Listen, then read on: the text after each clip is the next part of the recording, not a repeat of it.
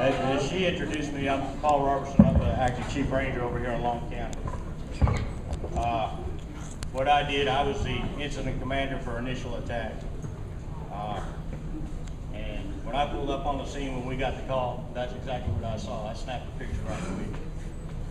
What I'm going to do is I'm going to tell you what our actions were briefly as I can, and what we did before we turned it over to the Type 2 team. And I also have with me Aaron Burke.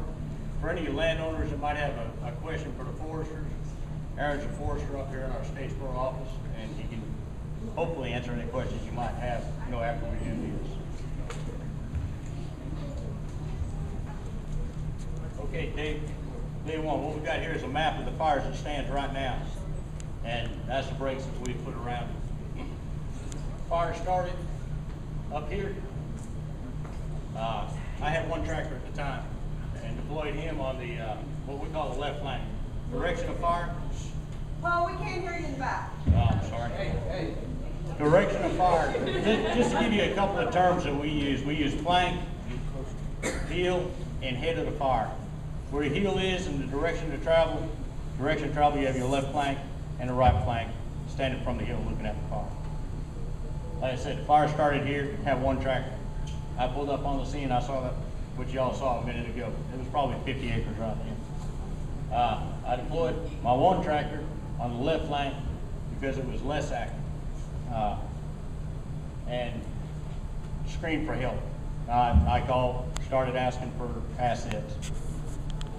Probably by 8 o'clock that evening, we had about 12 tractors on it, and it was probably down in here.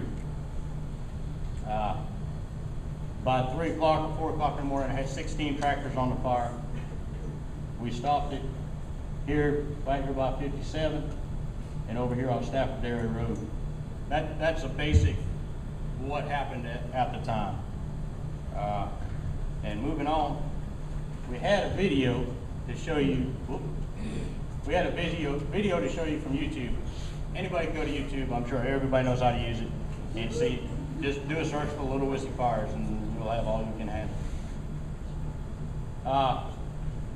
This is the Long County unit. Looking across the street at Drew's. And one thing I wanted to mention when I looked at these photos, it kind of jumped out at me because it happened to us out there behind the unit. Any of y'all that live in the fire area and want to get out there and walk in them woods, don't do it, because that fire is still underneath the ground. It's basically right now it's sleeping. But what it's doing is eating away at the roots of some of these trees, and they'll look green at the top, and for no apparent reason, with no warning, they'll fall down, and they'll fall on you. So be careful about that. I just wanted to mention that. It kind of jumped out at me. This is one of the aerial views we had of the fire as it's moving back to the west and south.